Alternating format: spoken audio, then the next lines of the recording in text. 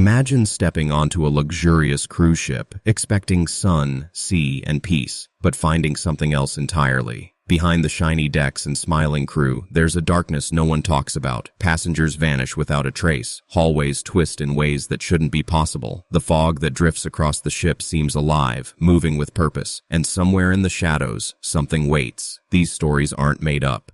They come from real encounters, shared by people on Reddit, and confirmed by multiple witnesses. Every name has been changed, every event double-checked. Stay with me, because what you're about to hear will make you wonder what really hides behind the ship's doors. Your curiosity keeps these true stories alive. Story 1. The fog came in quietly, rolling from the open sea, swallowing the entire upper deck before anyone noticed. I'm Jason Keller, 34, a freelance photographer from Boston. I joined this Caribbean cruise to capture sunrise photos over the water. But the trip turned into something else, something I still can't explain, something I barely escaped. It began on the first night. A thick, eerie fog wrapped around the ship. People on deck 11 kept laughing and drinking, treating it like nothing unusual. But I could barely see 20 feet ahead. I went to the railing, camera in hand. The fog caught the moonlight in strange ways, shifting and moving as if it were breathing. Shapes flickered inside it. Too solid to be clouds, too real to ignore. I felt uneasy and went back inside. The hallway lights flickered as I walked. Some dimmed, others brightened. Cabin numbers didn't line up. 1104, 1102, 1111, 1103. Doors I passed before looked slightly open, shadows shifting inside even though the rooms were dark. I asked a crew member about it. He smiled stiffly and said, "All systems normal, sir. Just a bit of fog." But his eyes gave him away. They looked nervous. That night, the fog grew heavier on the observation deck. I heard a child laughing, faint and distant. I turned toward the sound, but no one was there. Then I saw her, a woman in her 30s, pale, her wet hair sticking to her face. She didn't speak. She only raised a trembling hand and pointed toward the lifeboats before vanishing into the mist. I checked my camera. Nothing. No photo, no shadow, no reflection. Just the fog moving strangely, pulsing like it was alive. The next morning, the captain made an announcement, calm and casual. Minor fog on upper decks. No action needed. But I noticed the lifeboats had shifted slightly overnight. Some hung unevenly. There was fresh water on the railings, but it wasn't from the sea. Something had changed. At lunch, I glanced at the passenger manifest on a screen. 2 new names appeared, Mara Linton and Elias Crow. I asked guest services about it. The receptionist checked her papers and said softly, "All passengers are accounted for." When I asked about their cabin numbers, she looked away. A cold dread crawled through me. That night, the fog returned, thicker than before. As I walked down deck 11, the hall seemed to stretch. One cabin, 112, wasn't there before. The door was open slightly. I pushed it and stepped inside. The room looked normal, but the carpet was damp, marked with wet footprints that led nowhere. On the bed lay a small brass key, faintly glowing like it had a heartbeat. When I picked it up, the fog outside the window moved faster, swirling violently. From the vents came whispers, soft but clear. "Follow, follow." I turned on my recorder and muttered, "This helps keep these real encounters alive." The hallway around me started to change. Doors stretched, numbers flickered. The fog slid under the cracks, cold and breathing. Ahead of me, a stairwell appeared where there had been a wall before, the key pulse. Edged stronger, as if pulling me toward it. Every step down that stairwell felt heavier than the last. The whispers grew louder, mixing laughter and crying. I knew then the fog wasn't natural. It was alive. It had been watching me, waiting. At the bottom, I reached a corridor I didn't recognize. It shouldn't have existed. Deck 2 was supposed to hold storage and crew rooms, but this corridor stretched endlessly. The walls flickered with dim lights. Cabin numbers glitched in and out. 204, 207, 204, 209. Each door stood open, but every room was empty. Shadows moved across the metal walls, and in those reflections I saw faces.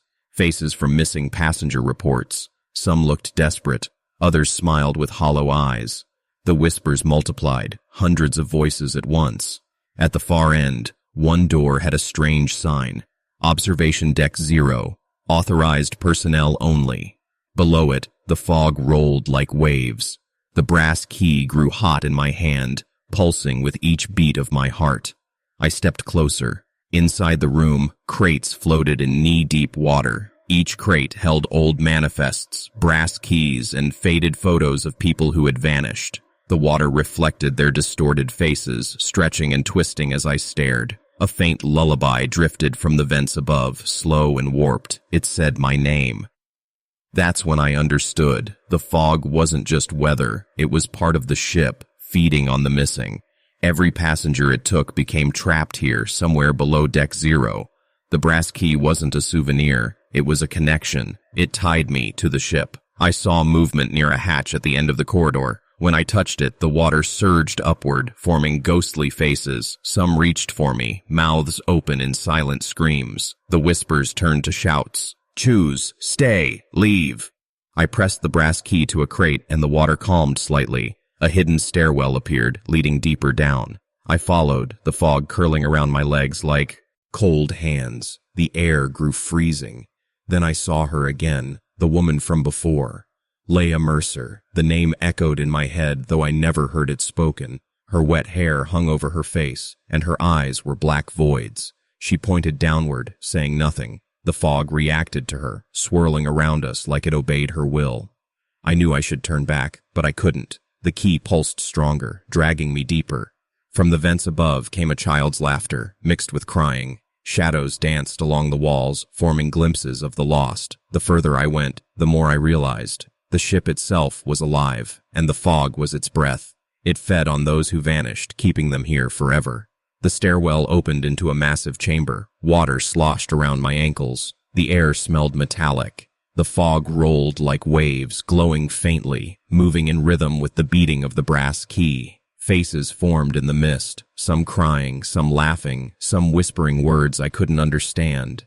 Then Leah appeared again, floating above the water. The fog shuddered at her presence. She wasn't a victim. She was part of it, a guardian of this hidden deck. Crates drifted around her, filled with brass keys and the names of passengers long gone. The whispers became screams. The walls pulsed like veins. I pressed the brass key against another crate, and the fog recoiled slightly but grew louder. I could feel the whole chamber breathing, like the ship had lungs. A deeper stairwell appeared below me, the key still pulsing. I understood then. The key was more than metal. It was my link to this place. Without it, I'd be one of them. The fog wrapped tighter around my legs, showing faces of the missing. I whispered into my recorder, voice trembling.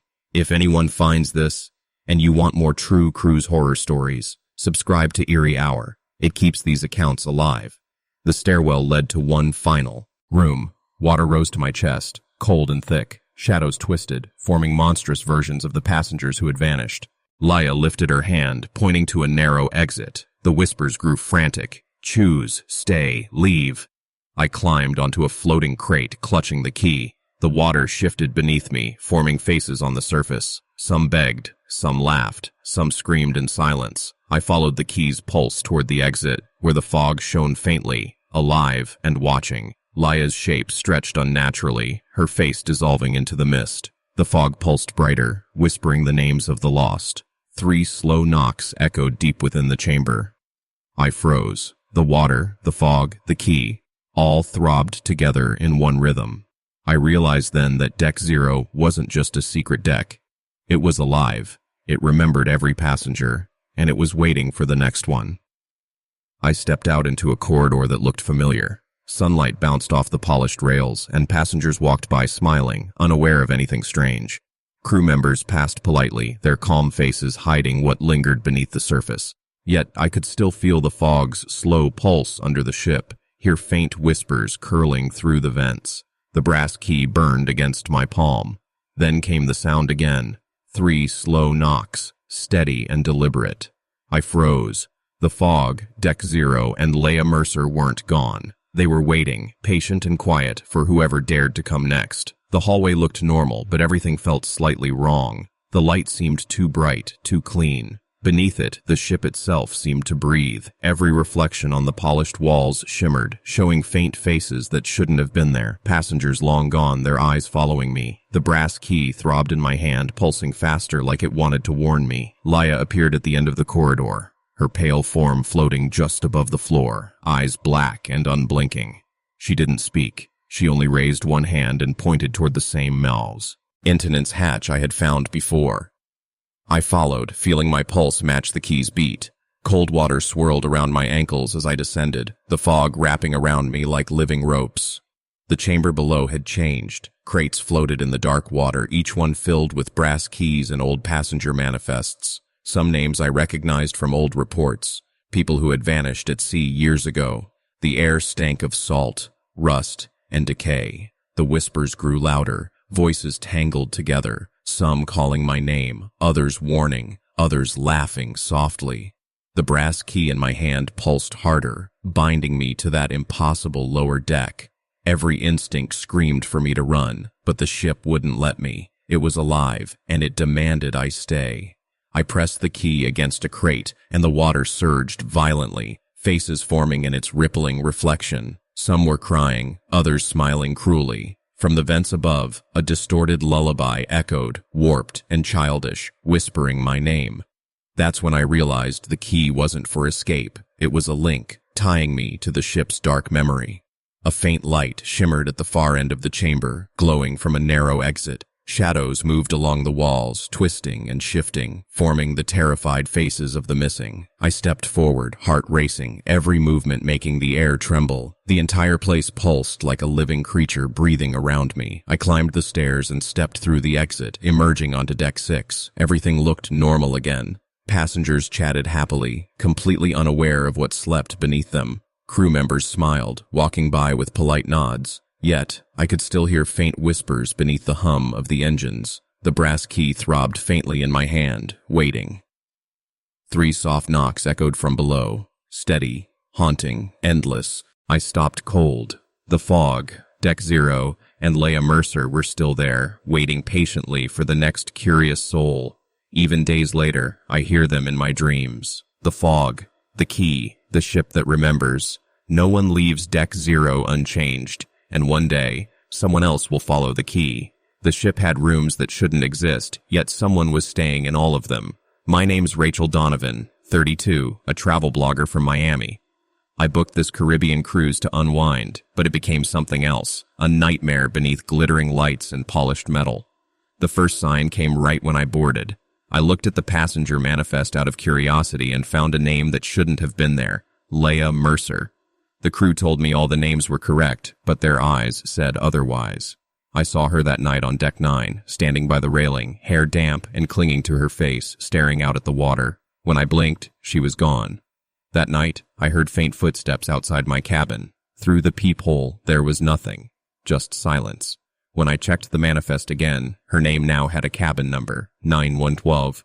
I went there. The door was slightly open, water seeping across the carpet. Inside was clean, untouched, but my recorder caught a whisper. Leave, or stay forever. Every time I tried to reason it away, something else went wrong.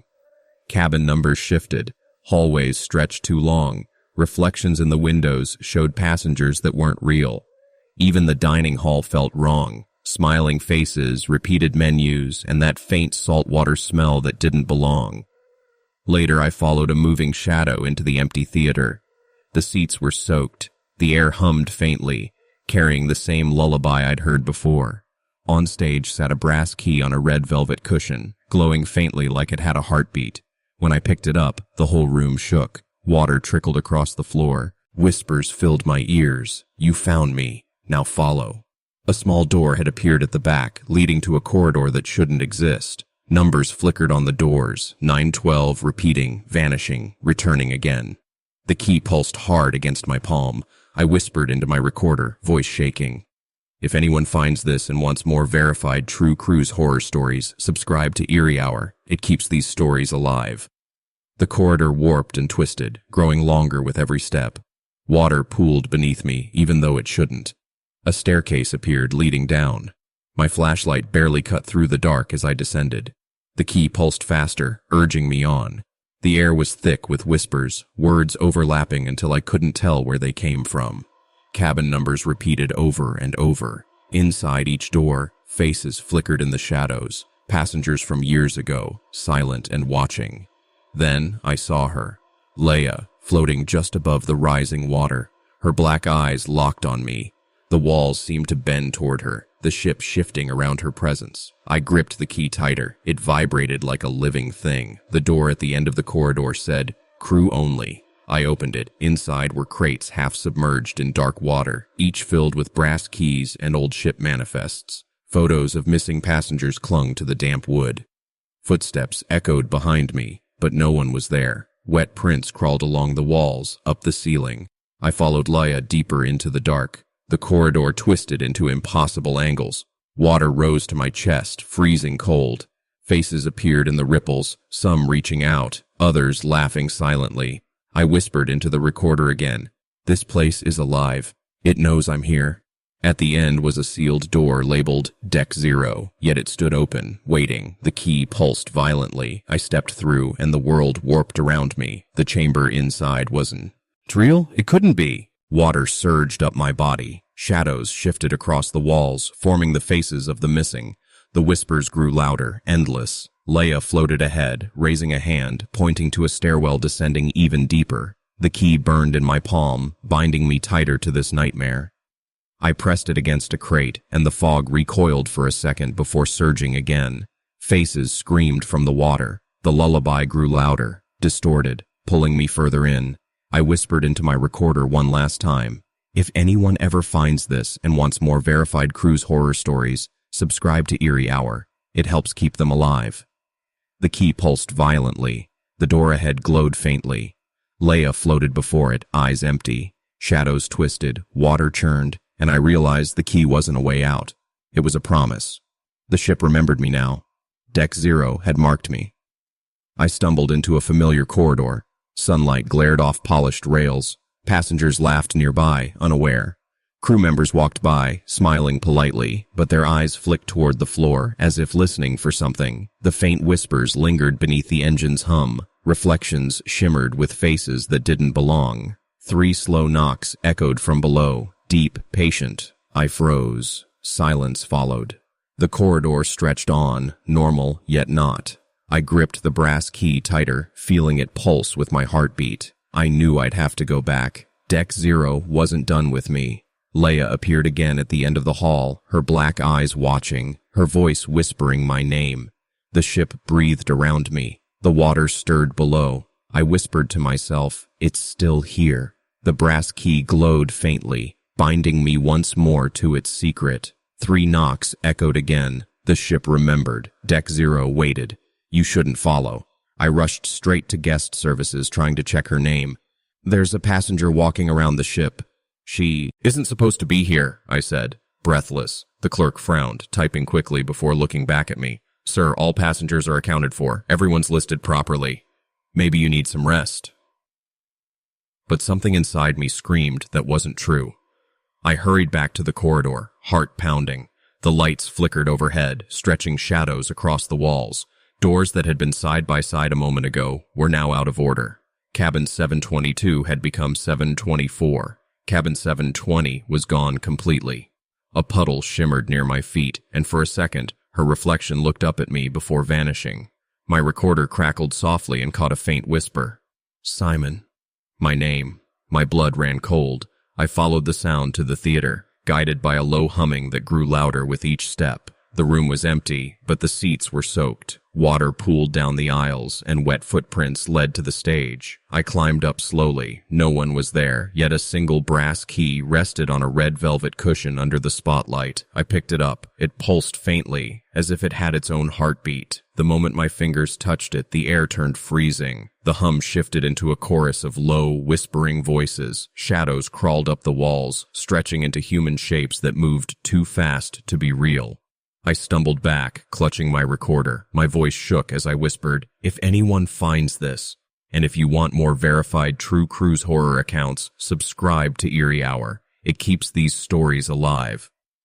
The key pulsed again, and the shadows froze mid-motion. I realized then it wasn't just a key, it was bait, a lure meant to draw me deeper, a tether to something hidden under the ship. At the back of the theater, a narrow stairwell waited. Water leaked from below, dark and rising fast. A small sign read, Deck 0, restricted access. My gut twisted. Deck 0 wasn't supposed to exist. I started down, and slowly, each step echoing as the air grew colder, thicker.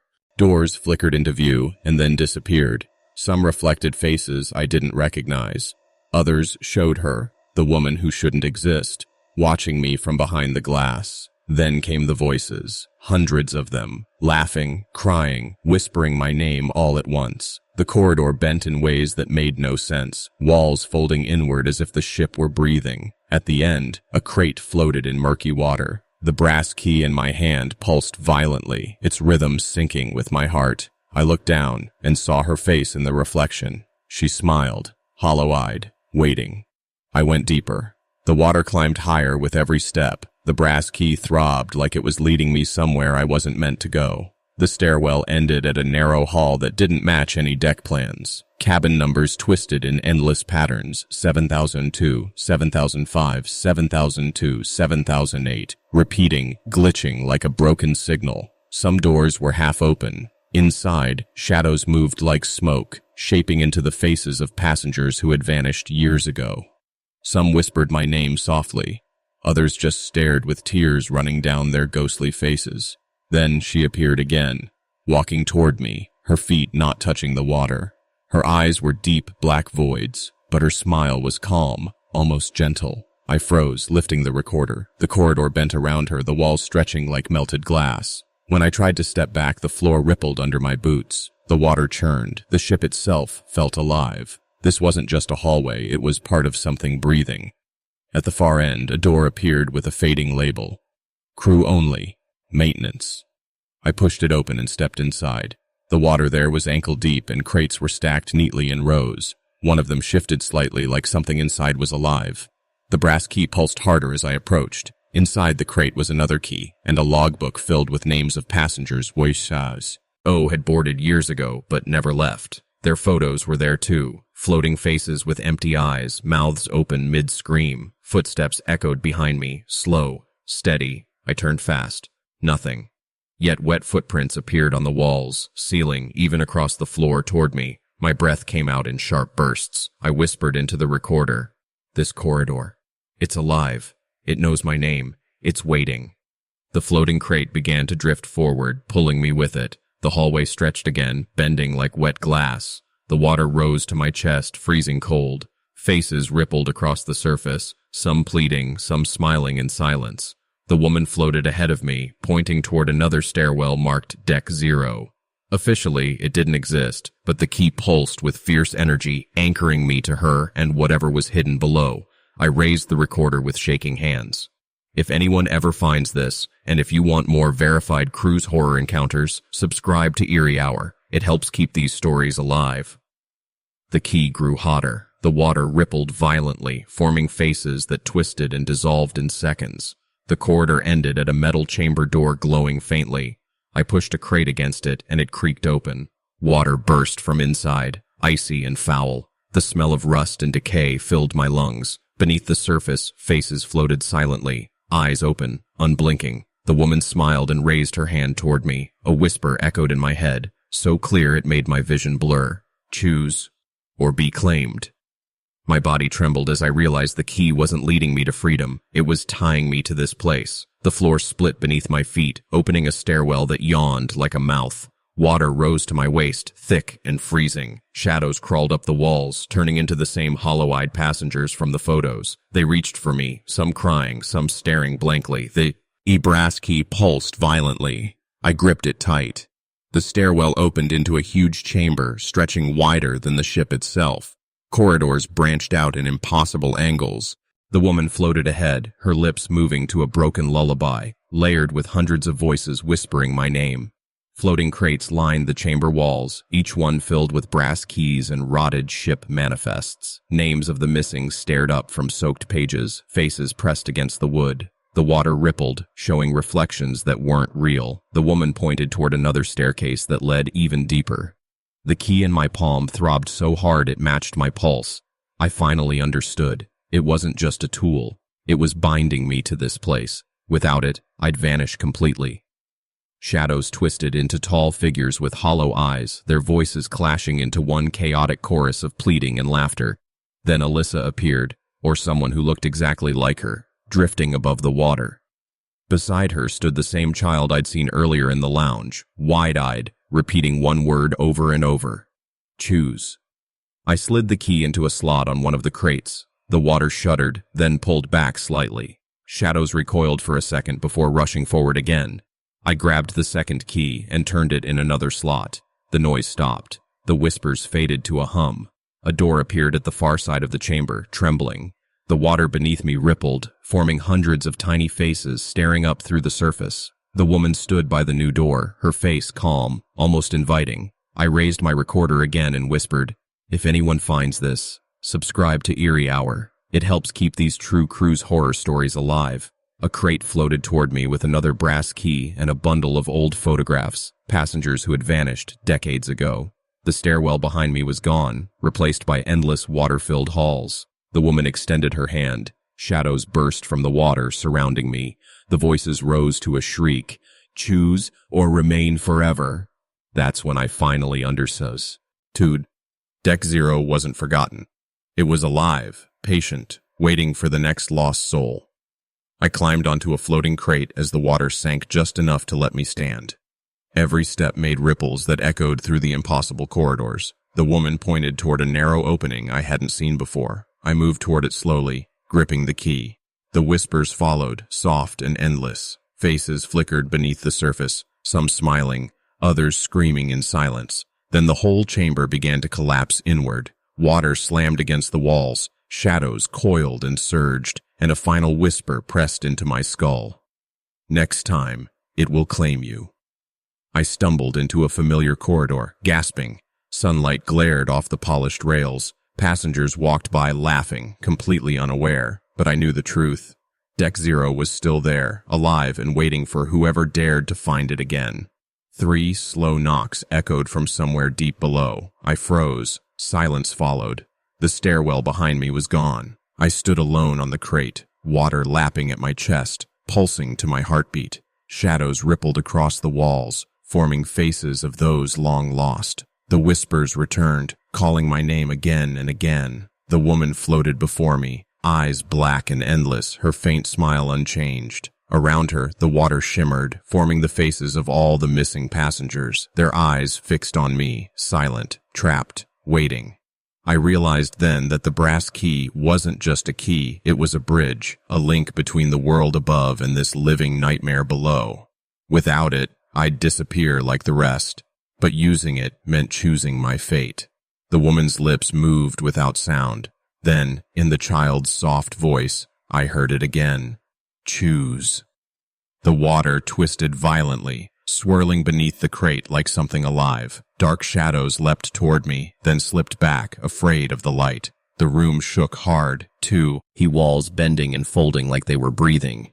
I pressed the brass key deeper into the crate, my hands shaking. The second key in my pocket began to pulse faster, like a heartbeat. I whispered into my recorder, my voice trembling. If anyone ever finds this, and if you want more verified, true cruise horror stories, subscribe to Eerie Hour. It keeps these encounters alive.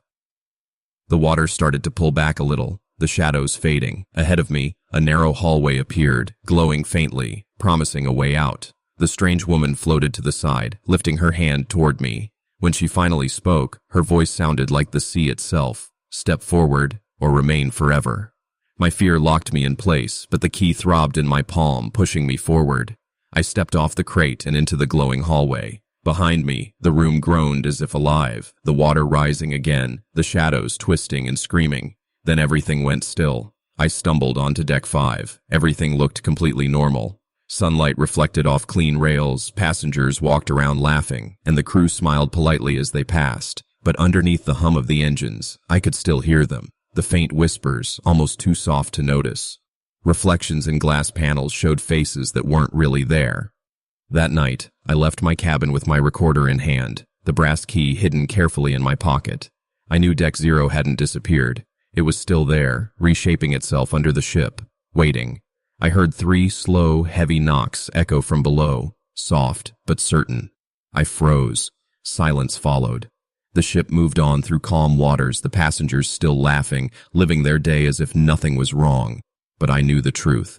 Deck 0 was never gone.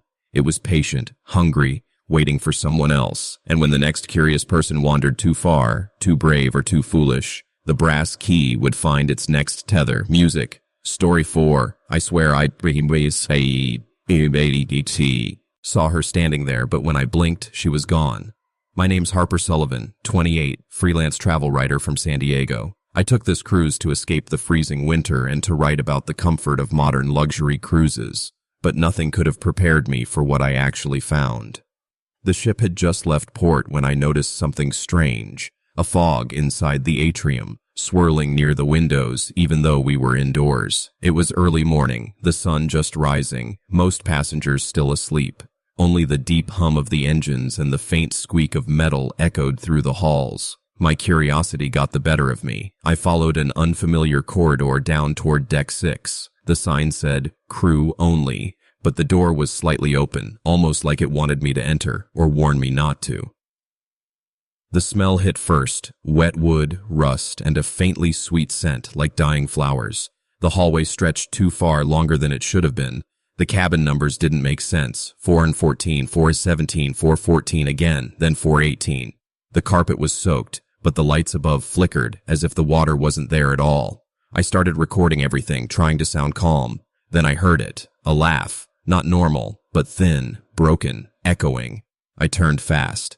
At the end of the hallway stood a woman, pale, still. She raised her hand slowly and gave me a small, chilling smile. I blinked, and she vanished. My heart pounded hard. The hallway seemed to shift and breathe, the walls bending closer. My reflection in the polished metal stretched unnaturally. Shadows in the panels behind me formed faces, silent mouths moving as if whispering. Something pulled me farther down. I reached a door labeled storage, a simple room, but the keycard reader blinked green without me even touching it. The handle felt like ice. I opened it slowly. Crates were stacked neatly in rows. One of them trembled, just slightly. Why? I stepped closer. On top sat a small brass key glowing faintly. I hesitated but picked it up. The instant I touched the cold metal, the lights flickered wildly, and a whisper came through the vent. Not yours. Not yours. The crate moved again, like it was breathing. My chest tightened. I backed away quickly, but the corridor behind me had changed. The walls seemed longer, bending. A new door appeared, cabin 417, slightly open. Inside, I heard the steady drip of water. I stepped in carefully. The room was flooded up to my knees. The bed floated in pieces, the pillows soaked. In the mirror, I saw them, dozens of pale faces pressed against the glass from the other side. They didn't move like people. They just stared. Water rippled across the floor, and I noticed small footprints leading from the bathroom, too small for any adult. Dozens of voices began whispering at once, merging into one thought. The brass key wasn't just a key, it was a guide, a warning, and a trap. I left the room quickly, following the faint glow of the key down a hallway that stretched longer than before. Doors vanished and reappeared. In the panels, reflections of happy passengers flickered, people I'd seen earlier, but when I turned, the hallway was empty. I stopped near a stairwell leading down from Deck 5. My recorder was still on. I whispered into it, trying not to shake. If anyone finds this, and if you want more verified true cruise horror accounts, subscribe to Eerie Hour. It keeps these stories alive. The stairwell led into complete darkness. The air smelled damp and metallic. Faint singing echoed from below, broken and strange. The water from cabin 417 seemed to flow toward the steps, dripping down like it was being pulled. I could feel something waiting below, unseen but aware. I swallowed hard and started down. The ship above felt far away now. Each step creaked with a hollow sound. The brass key glowed faintly, almost urging me forward. At the bottom, the water reached my ankles, calls, and unmoving. The hallway ahead stretched impossibly far, longer than the ship could ever be. The cabin numbers kept changing, 414, 415, 414, 416, repeating endlessly. Some doors were open, revealing flickering shadows that moved too fast to be real. I held my recorder close, whispering everything I saw. A low, broken lullaby drifted from the vents, blending with my own voice on playback. I froze. In one of the cabin mirrors, a pale woman's face stared back, her eyes hollow, her smile faint. When I turned, she was gone. The corridor twisted suddenly. A door labeled Deck 3 Maintenance stood open, even though that area was supposed to be sealed. I went inside slowly. The lights dimmed, flickering weakly. Water pooled around my boots, and in its reflection, hundreds of faces looked up at me, silent, watching. Their mouths moved like they were trying to speak. I stepped closer, and the brass key throbbed harder. The same crate from the upper deck floated toward me through the water. I reached for it, but a whisper hissed from the vents. "You shouldn't touch it. Not yet." I ignored it and fit the key into the lock. It clicked open. Inside was another identical key and a stack of old ship manifests, passenger names that had disappeared years ago. Faces stared at me from faded photographs, some decades old. Footsteps echoed behind me, many footsteps, slow, matching each other perfectly. I turned, but no one was there. Wet footprints began to appear along the walls, up the ceiling, like something walking upside down. My pulse hammered in my chest. The water rose higher, inch by inch. At the far end of the corridor, a door appeared. 419. My stomach dropped. That cabin had been removed from all official ship records. The door was open slightly. Water spilled out, cold and dark. I waded closer. Inside, the room was flooded to my chest. Faces floated beneath the surface. Passengers I had seen alive only hours ago. One of them was Alyssa, the woman from the lounge. Her lips moved under the water, whispering words I couldn't hear. The floor vibrated, deep and slow. Something beneath the ship was stirring, and it wasn't done with us yet. The brass key throbbed wildly in my hand. The crate floated toward me, sending ripples across the water that moved in strange, unnatural patterns. The whispers grew louder, twisting together into one overpowering command. Give, stay, choose, give, stay. My heart pounded as I held both keys tightly, stepping forward even though every part of me screamed to stop. The corridor began folding in on itself, forming angles that made no sense. Water rushed against me, cold and heavy. Faces flashed across the metal walls, appearing and fading with each flicker of light. I heard gasps, soft, broken cries for help, mixed with a haunting lullaby that echoed through the vents. Then Alyssa appeared, floating closer, her face blank, her arm raised toward a hidden stairwell marked Deck 0. My breath caught. Officially, Deck 0 didn't exist. The words sank into me like ice. The key wasn't leading me to safety, it was binding me here, forcing a decision I didn't understand. My voice shook as I whispered into my recorder. This isn't just a ship. It's something else. It's a trap that changes itself. Deck 0.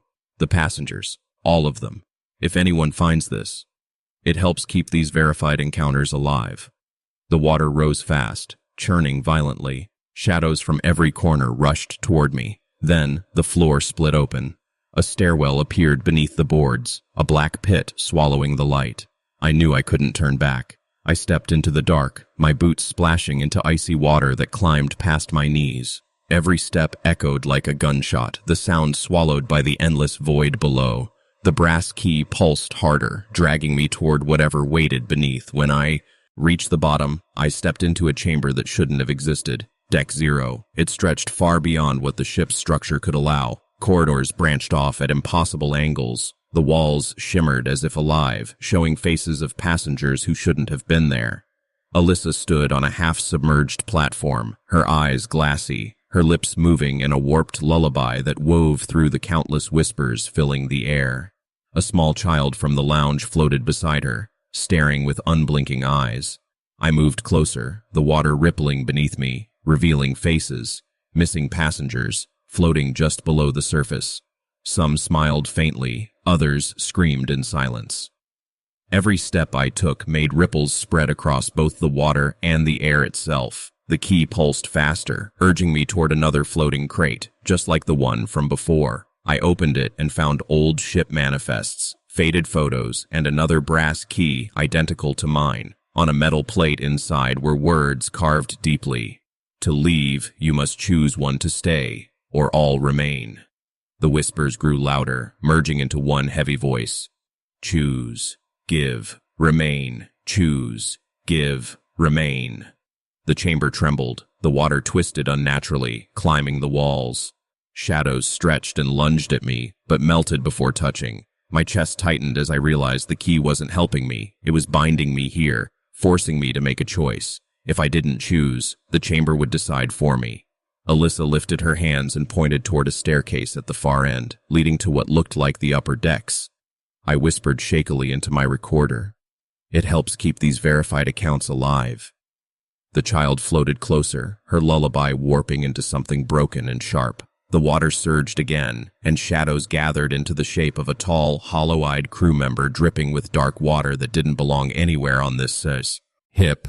I trembled but forced myself to act. I placed the first key into the crate. It clicked, and the shadows recoiled for a second. Then I pressed the second key into a small slot in the floor. The entire room shook. Water rose high and then crashed down, a rush of air carrying whispers of both relief and pain. The light above flickered. The shadows vanished. The lullaby stopped. Alyssa and the child were gone. Deck 0 vanished too, wiped clean as if it had never existed. When I opened my eyes again, I stood in a familiar hallway. Everything looked completely normal. Sunlight shimmered on the rails. Passengers laughed. The crew smiled as they passed. But my recorder caught something. Faint ripples and reflections, soft whispers under the music, tiny drops of water where there shouldn't be any. I stumbled toward guest services, still drenched. I told them about Deck 0, the flooded room, the missing people. The clerk just smiled kindly. "Sir, all passengers are accounted for. Maybe you're just tired." I left without arguing, the brass key cold and heavy in my pocket. I knew the truth. The chamber hadn't vanished. It was hiding, waiting, reshaping itself below. Somewhere deep inside the ship, 3 soft knocks echoed, steady and deliberate. My heart froze. Silence followed. I went back to my cabin, soaked and shaking. I sat there listening to my recorder over and over again. Each playback full of strange whispers, broken lullabies, and faint reflections of faces I recognized from the missing posters. Above me, life continued as usual. Sunlight streamed in, families laughed, and music drifted down the halls. But beneath it all, something stirred. Deck 0 existed, still waiting. I went to guest services again, desperate to make them understand. My voice cracked as I tried to explain. The lower deck, the water, the faces. The clerk smiled politely again and handed me a pamphlet. "No maintenance issues, sir. All cabins are fine. Maybe you need some rest." I walked out slowly, my chest tight. Every reflection in the hallway glass looked wrong, showing passengers from decades past, whispering things I couldn't hear. Some were crying, some smiled faintly, like they already knew. I realized the ship hadn't erased Deck 0. It had absorbed it, blending it into itself. It was alive, reshaping reality, feeding off those who found it. That night, I couldn't sleep. The brass key glowed faintly on my nightstand, humming softly like it still breathed. In the mirror, shadows shifted, patterns twisting and moving on their own. Small ripples appeared on the carpet, glistening like water. A distorted lullaby hummed through the vents. I tried to leave, to convince myself it wasn't real. But as I walked, the ship changed around me. Corridors curved differently, cabin numbers rearranged. Reflections didn't follow me. They watched me. I saw faces of people who should have been gone, smiling sadly from behind the glass. I made one last attempt. I went to the stairwell leading below the ship, unsure whether it would take me to Deck 0 again or just a maintenance floor. As I descended, cold water rose around my legs. Shadows swirled, taking shape. Tall, hollow-eyed crew members reaching for me with dripping hands. I gripped the brass key tightly, heart pounding. The second key throbbed faintly in my pocket. I knew now it wasn't just a piece of metal. It was a link to the ship's memory, its hunger, its will. It had claimed so many already. It could claim me next. When I finally reached the top deck, sunlight cut through the fog. Passengers wandered peacefully, laughing, unaware. My recorder played back a whisper in the wind. "Next time." Then, from below, 3 slow knocks echoed again. Deep, patient, final. I froze. Silence followed. Now I sit alone in my cabin, tearing at the brass key on the table. I haven't slept. I haven't touched it. The air feels heavy with whispers. I can hear faint dripping from the vents, the same soft lullaby curling through the walls. Outside, the ocean looks calm, but I know better. The ship hides its secrets well. Deck 0 is still there, beneath us, shifting, waiting. and the next person who goes too far might never come back. Music. Story 5. Why is the fog so thick here, inside the ship? I stopped walking. My name is Ethan Morales, 32, logistics manager from Miami. I booked this cruise to finally unwind, to breathe after months of long hours and stress. But what I found wasn't rest. It was something that shouldn't exist. The ship drifted slowly through a fog so heavy it seemed alive, swallowing the upper decks whole. Most passengers were still asleep. The usual laughter and chatter were gone. Only the low hum of the engines and the soft groan of metal filled the silence. I leaned over the railing of Deck 7, expecting to see nothing but endless mist. Instead, I saw movement, shadows shifting far below, where no lower deck should have been visible at all. Something deep inside me pulled me toward it. Curiosity, fear, maybe both. I followed the faint glow of corridor lights leading down toward Deck 4. The air changed, damp, metallic, and strangely sweet, like old perfume mixed with rust. I slid my keycard at the elevator, though Deck 4 was marked crew access only. Still, the doors opened with a soft chime, almost as if the ship had been expecting me. The moment I stepped inside, everything went still, not empty quiet, but the kind of silence that breathes, thick and waiting, as if the entire ship was holding its breath for what came next. I stepped out. The hallway looked familiar, but something was off. The cabin numbers didn't follow the right order. Some even matched the numbers of passengers who had gone missing on past cruises. The carpet was damp, in strange spots, even though the ceiling was dry. As I passed cabin 419, I noticed the door was slightly open. I didn't want to look inside, but something pulled me toward it. The room was flooded up to my knees, water rippling quietly. Wet footprints led from one side to the other, and in the middle sat an open suitcase. Everything inside was untouched except for a small brass key lying on top, faintly glowing. I reached out before I could stop myself. A whisper slid through the vents. "Don't take it. Don't take it." The key slid into my palm as if it wanted to be held. It was warm, too warm for a flooded room. I pressed it against the suitcase's lock and it clicked open. Inside was a strange map of the ship, completely different from the one passengers used. It showed hidden hallways, sealed doors, and staircases leading into nowhere. The ship on the paper seemed alive, shifting and breathing as I stared. Then I heard footsteps behind me. Soft, careful, almost hesitant. I turned, but the corridor was empty. Only shadows stretched too far along the walls. I turned on my recorder and described everything. The wrong numbers, the damp carpet, the warped reflections. But when I replayed my voice, I heard another faint whisper beneath it, like someone repeating my words just after me. I tried to leave, but the hallway stretched endlessly. The doors I had seen moments ago vanished, replaced by walls that looked wet and uneven. Then I found myself back in front of cabin 419, but it was different now. The door looked taller, darker, dripping water from its frame. The brass key in my hand pulsed faster. The whispers returned, layered and desperate. "You shouldn't be here. You shouldn't be here." My body froze. The fog from above deck began to slide into the corridor, spreading across the floor like a living thing. I wanted to scream, but the air caught in my throat, swallowed by the silence. Then I saw movement in a mirror at the far end. Not my reflection, but a man's. A pale crew member walking backward, his eyes hollow, mouth moving without sound. He raised a trembling hand toward me. The key in my palm burned hot. The mirror cracked, spiderwebs spreading across its surface.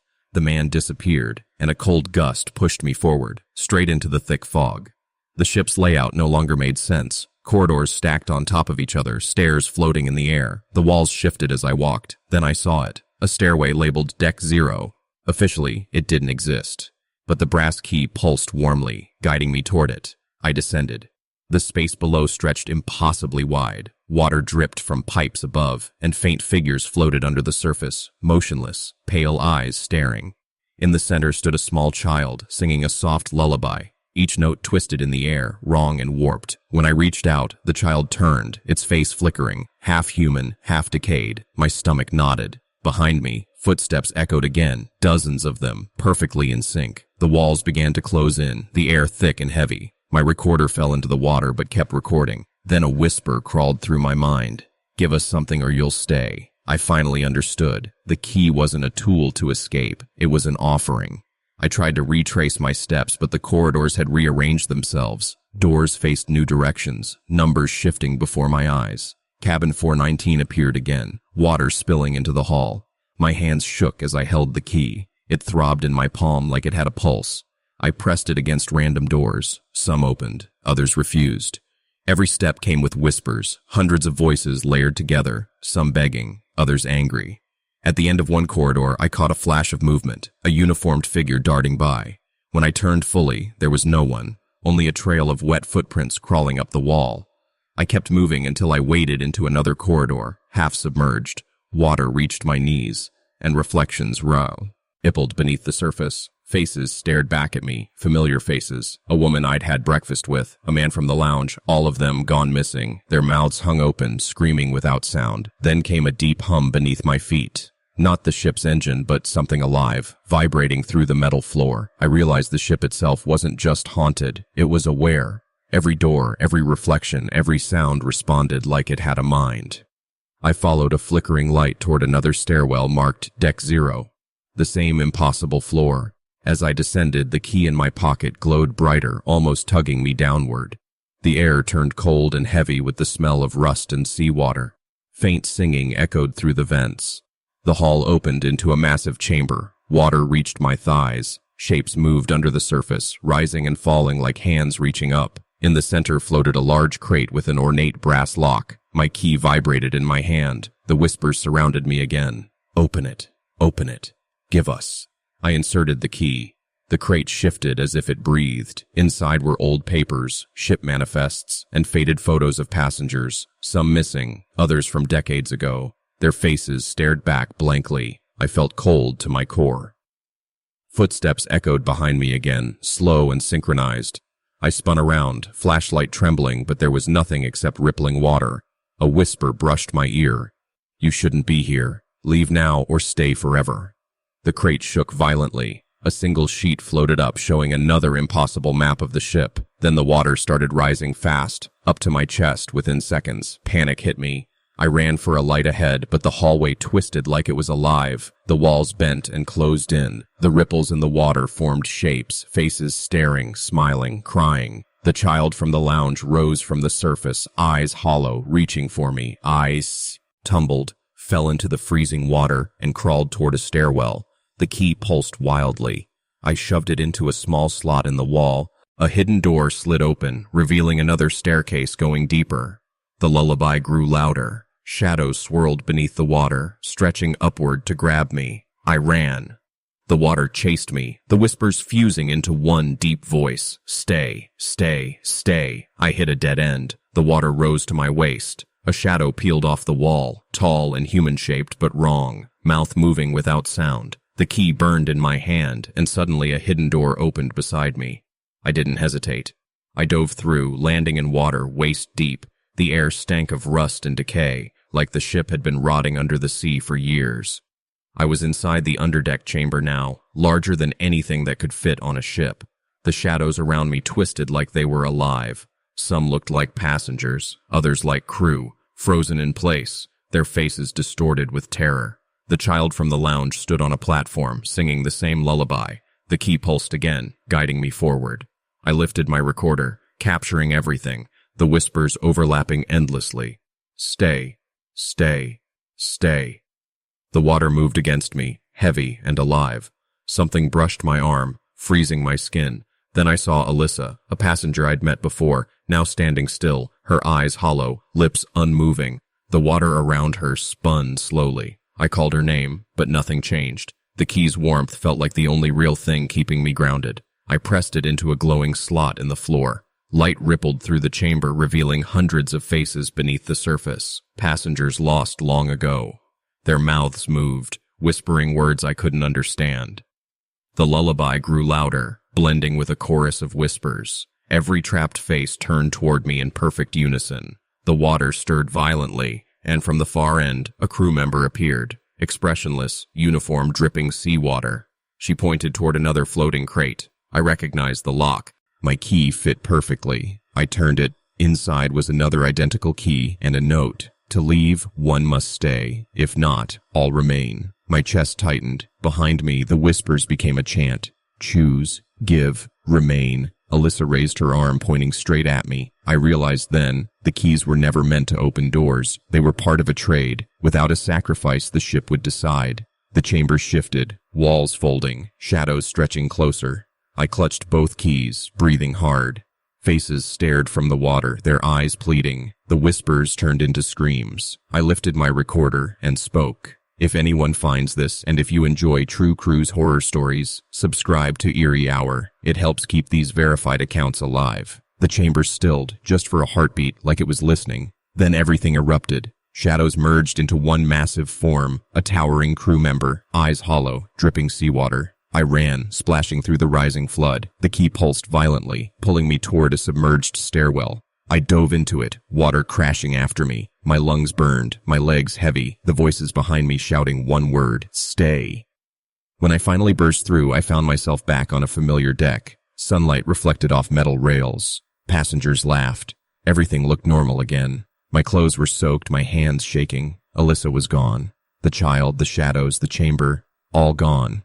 But the brass key still glowed faintly in my pocket. I knew it wasn't over. The ship was alive.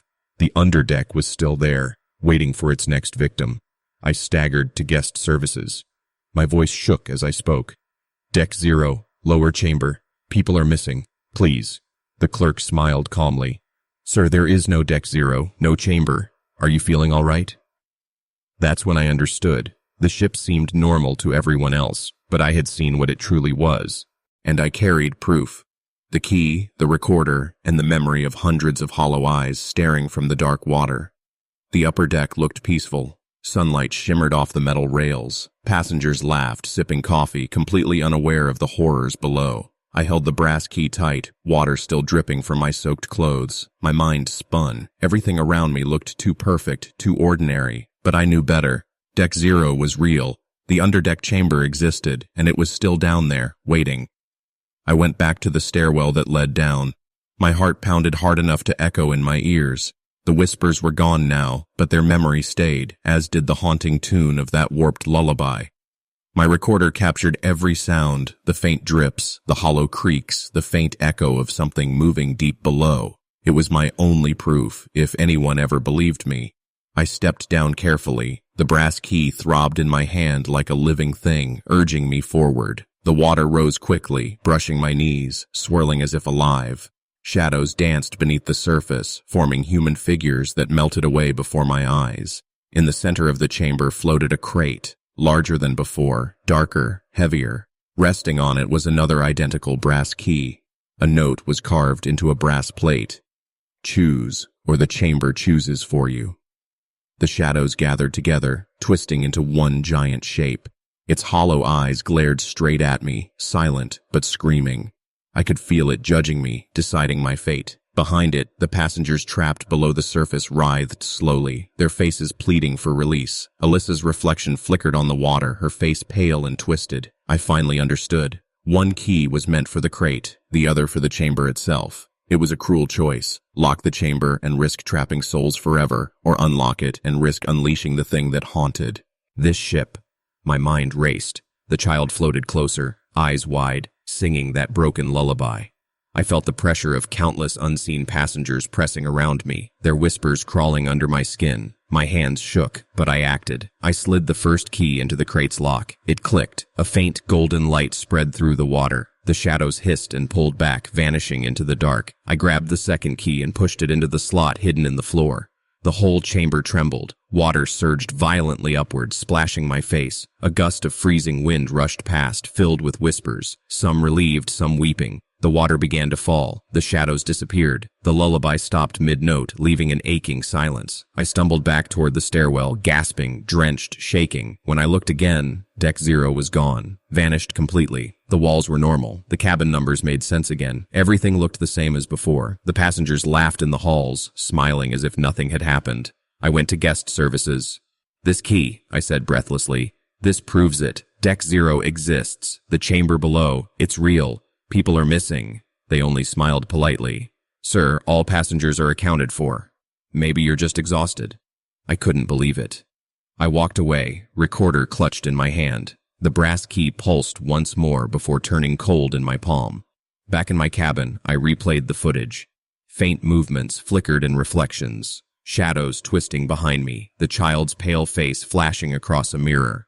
Water stains appeared on the floor where there had been none before, and somewhere in the recording, the lullaby still played softly, almost too faint to hear. That's when I realized the chamber hadn't been destroyed. It was still there, hidden, reshaping itself somewhere deep below the decks, waiting for someone else to find. The brass key now sits on my nightstand. I haven't dared to touch it again. Yet every night, I feel it calling faintly, as if the ship remembers me. I know it's only a matter of time before someone else follows the whispers. The last thing my recorder picked up that night was the sound of 3 slow, deliberate knocks echoing through my cabin walls. I froze, listening, heart pounding. And then came silence. I don't remember a cruise ever being this quiet.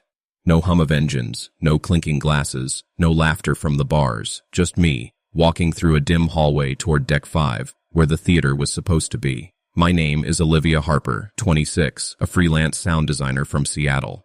I booked this cruise for a break, a little sun, jazz nights, and maybe some sound recordings for my next project. But what I found was something completely different. The theater had been advertised as a hidden gem, a private cinematic experience for night guests. Curiosity got the best of me, so after the last show, I slipped in to explore. The hall leading there smelled faintly of mildew, the carpet damp beneath my shoes. The lights flickered weakly, buzzing like tired insects. When I reached the door, it was plain metal. No design, no markings, just a small plaque reading, "Private access only." The handle turned on its own. The door creaked open before I even touched it. Inside, the theater was empty, or at least it seemed that way. Rows of red seats glimmered under faint emergency lights. On the massive screen, static flickered, no film running. The air smelled of old popcorn and wet fabric. A faint PA announcement crackled. "The silent theater will begin shortly. Please remain seated." My heart thudded. I stepped inside. My footsteps echoed strangely, swallowed by the silence too quickly. Then I noticed them, wet footprints leading up the aisle to the front row. My throat went dry. A soft voice whispered my name. "Olivia." I froze. No one was there. Every seat was empty, yet faint murmurs rose around me, distant like a crowd whispering from under the floor. I moved forward, trembling, until I saw a brass envelope on one of the seats. My name was engraved on it. I picked it up. The temperature dropped instantly. I could see my breath fog the air. Behind the flickering screen, something moved. I zoomed my camera. A crew member stood there, motionless, soaked, eyes empty. The static deepened. The rows of seats began to stretch, multiplying endlessly, bending into impossible angles. Whispers overlapped in the dark. "She shouldn't be here. She shouldn't be here." I wanted to run, but my body refused. Reviewing my footage, I saw faces in the seats, missing passengers staring blankly. The exit was gone. Only a small side door remained, leading not to safety but another endless row of seats. My pocket felt heavy. The brass key was there, glowing faintly. I didn't remember bringing it. The whispers grew louder, circling me like waves. I gripped the key tightly. A woman's voice spoke above them all, calm and near. "You record everything?" I swallowed hard. "Yes." "Good," she said. "Make sure they remember." The PA buzzed again. "Welcome. Enjoy the show." The seats stretched into infinity. Shadows crawled between them. The reflections on the walls shifted, not mine, but faces of those long lost, their mouths slowly moving in silent rhythm. I turned toward the stage. The key pulsed in my hand, brighter than before. Without thinking, I pressed it into a small brass slot near the edge. The floor vibrated. A hidden panel slid open, revealing a staircase descending into darkness. I hesitated. Every instinct screamed to leave, but curiosity held me still. I hit record again and stepped down slowly, my footsteps echoing in sync with the whispers above. "Don't leave," they said. "Don't leave." Shadows twisted under the water, moving like broken hands trying to reach the surface. Above them, rows of passengers sat frozen in chairs, staring silently, eyes wide open, faces pale, some still dressed in damp evening clothes. A crew member appeared suddenly at the far end of the flooded theater. Her uniform was perfect, her face blank, her voice calm. "They watch you record," she said softly. "That's your purpose." Panic spread through me like fire. I didn't understand her words, but they felt heavy, almost like a warning. I lifted my recorder and spoke quickly, my voice shaking as I described every impossible thing, every whisper, every reflection that moved when I didn't. "If anyone ever finds this," I whispered, "it helps keep these verified accounts alive." I stepped closer to the water, trying to recognize the faces in the seats. That's when I froze. The brass key floated above the rippling surface, glowing brighter with every second. The shadows below twisted violently, forming shapes that didn't look human. A faint lullaby drifted through the vents, soft, slow, and sickly sweet. I didn't know the song, but every note made my chest tighten. The seated passengers turned their heads in perfect unison, all eyes locking on me. My feet started moving on their own. I tried to stop, but something unseen pushed me forward. The room stretched unnaturally, endless rows of seats reflecting back at impossible angles. Time itself felt warped, moments dragging, snapping, bending. Then a whisper brushed against my ear, too close to be real. "You can leave," it said, "if you give something in return." I spun around. No one. Then I saw her, my sister. But she wasn't really her.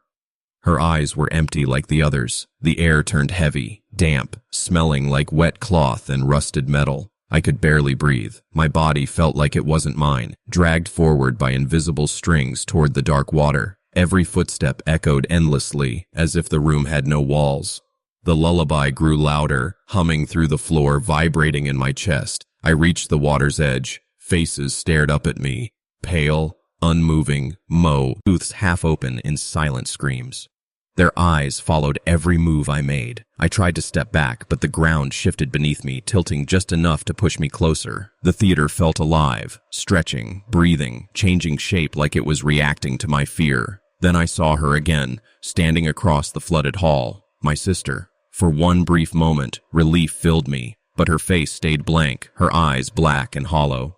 Slowly she raised her hand, beckoning me closer. My heart hammered, my mind whispered, "She's not alive. She's part of it now." The brass key throbbed in my pocket, glowing through the fabric. I pulled it out, and its light spread across the water. The shadows recoiled, pulling back violently as if afraid of it. The empty seats shimmered, the walls bending and folding in impossible ways. I finally understood. The key wasn't just metal, it was a guide, the only thing that could lead me through this nightmare. Suddenly, the same crew member appeared on the stage, perfectly still, her face blank. She pointed toward the large screen, where a small hidden panel was barely visible beneath it. I knew then it was my only way out. I stepped into the knee-deep water, forcing myself forward as whispers rose all around me, blending into words that chilled my blood. "Join us. Stay forever. Don't leave." Every mirror in the room warped, the reflections twisting grotesquely. My sister's face flickered. One moment human, the next a hollow mask blending into the crowd. I clenched my jaw and pushed through the freezing water, reaching the stage. My hands shook as I pulled open the panel she had pointed to. A narrow staircase spiraled downward, swallowed in darkness. The air pulsed like a heartbeat. I hesitated, then glanced back. My sister stood frozen in the water, mouth moving silently, singing the same warped lullaby. I turned and ran. Footsteps echoed behind me, soft, wet, matching my pace perfectly. Shadows rippled along the walls, chasing me down the spiraling stairs. I clutched the brass key tight, feeling it pulse against my palm like it was alive. At the bottom was a plain wooden door, wet and old, with no markings. I shoved the key into a small slot on the frame.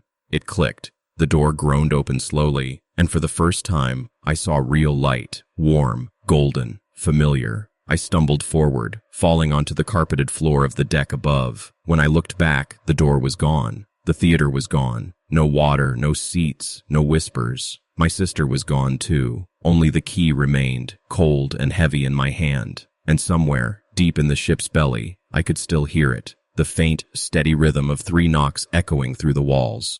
I ran to the upper deck, soaked, shaking, gasping for breath. The morning sun burned bright, reflecting off the sea. Everything looked normal again. Passengers chatted and laughed as if nothing had happened.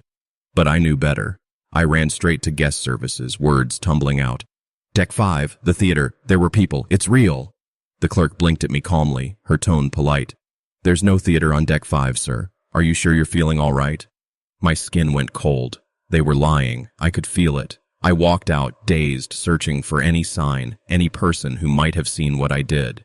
Crew members smiled as they passed, directing passengers with hollow eyes that didn't seem to blink. In the reflection of a polished railing, I saw them, rows of faces, watching me silently from the dark. That night, my fear and curiosity dragged me back to Deck 5.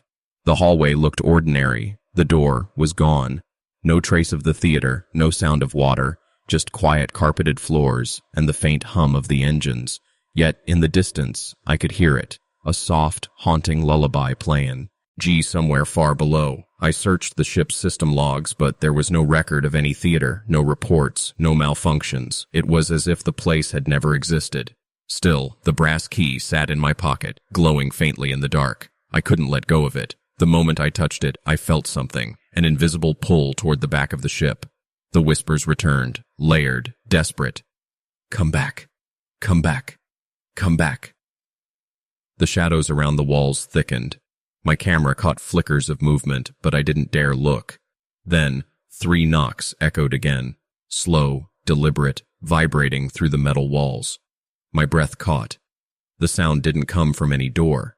It came from the ship itself, from the place between this world and whatever waited below. I finally understood. The theater hadn't disappeared.